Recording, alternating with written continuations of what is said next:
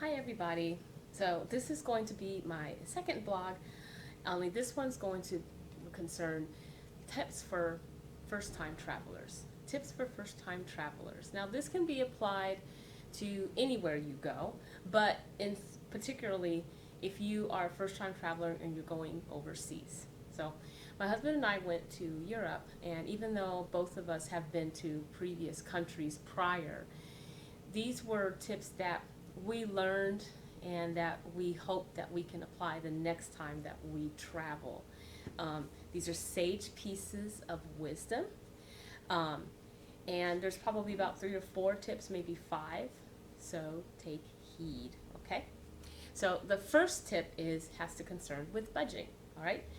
With any trip that you take or any trip that you plan, you have to have a budget, all right? Um, when you go overseas to Europe or wherever you go, make sure you have a substantial amount planned for spending money because of currency rates. Depending on which country you go to, the currency rate will be different from the American dollar. For instance, in England, the pound is almost double the value of the American dollar. So for every American dollar, it's about a pound. For every American dollar, it's maybe equivalent to maybe 2 pounds, or um, a pound is equivalent to $1.68 here. Now, of course, the currency fluctuates from day to day depending on the market. But we experienced this the hard way. I had a budget of a certain amount of money, and I spent a substantial portion of that in England alone because of the currency configuration. So, for instance, when we went to the London Eye, which is a tourist site, it's that Ferris wheel that you see in all the famous skyline pictures of London, it was about 38 pounds per person, which probably came out to, I want to say, about $55 per person, maybe a little bit more. So these are things you want to be aware of. The currency exchange rate is going to change, so make sure you budget well. The second thing you want to do is you want to check with your bank because international withdrawals, there is a fee depending on your bank. So for instance, our bank charged $5 for every amount that we would withdraw, okay? Which can add up. Which brings me to the third tip. If you are going to use a credit card or an ATM card, make sure you have one with the magnetic strip. The magnetic strip kind of looks like this. Okay, see that little shiny metallic thing there? There you go. There's a magnetic chip inside of here. Now the reason why you want a debit card or a credit card with the magnetic chip as opposed to just a stripe is in Europe they don't even do magnetic swipes anymore. There's only a few places and they're very rare, and the only other place that they do magnetic stripes is ATM machines. Again, we discovered this the hard way.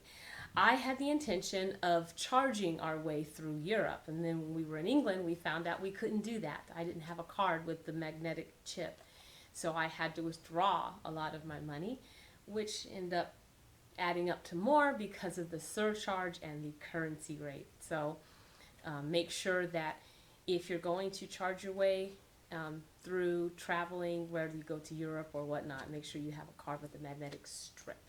So that is the other tip you want to take. The next tip has to do with finding accommodations.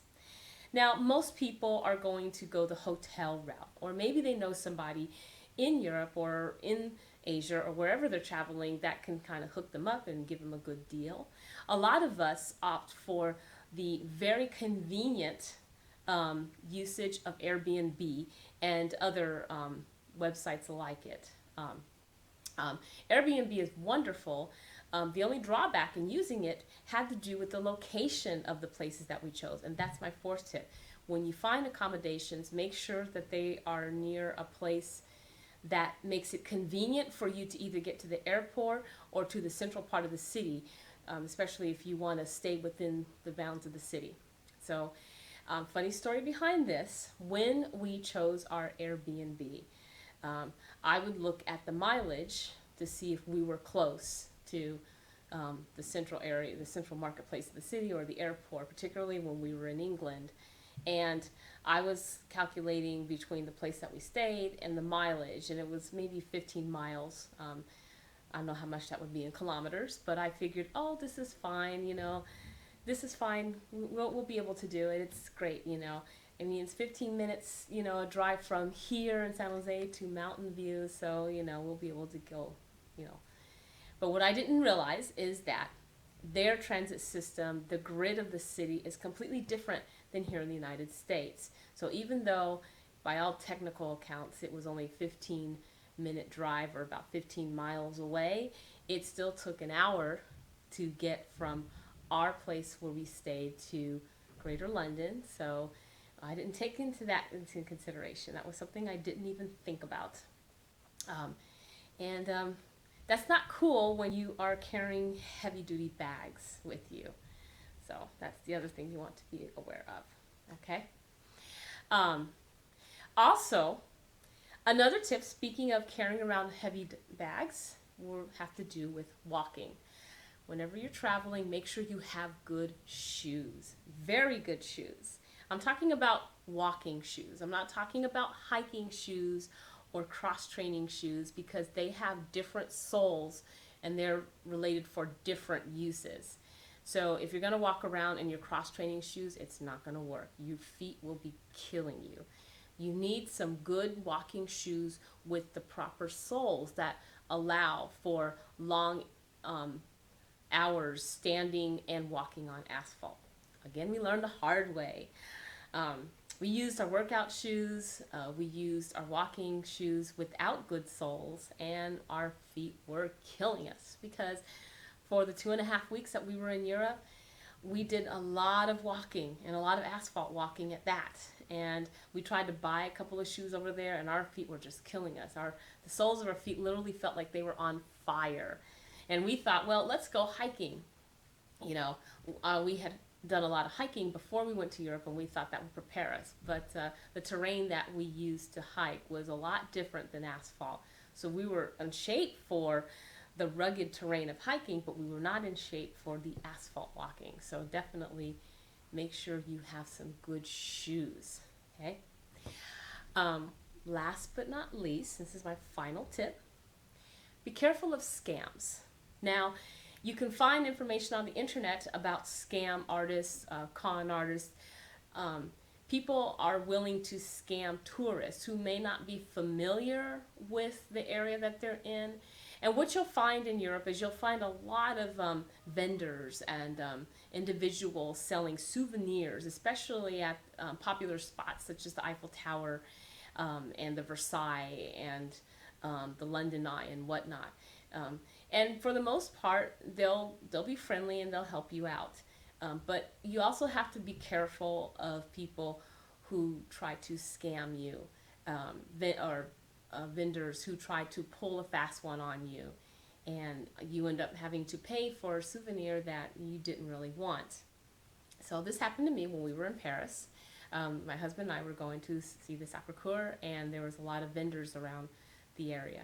And one man, I didn't even know that he was a vendor. He just looked like an ordinary inspired artist. He had a paintbrush, and he had a canvas, and he was like, "Oh my goodness, you're so beautiful," And I thought it was a compliment. I thought it was a compliment. I mean, I was very naive. I admit it, very stupidly naive.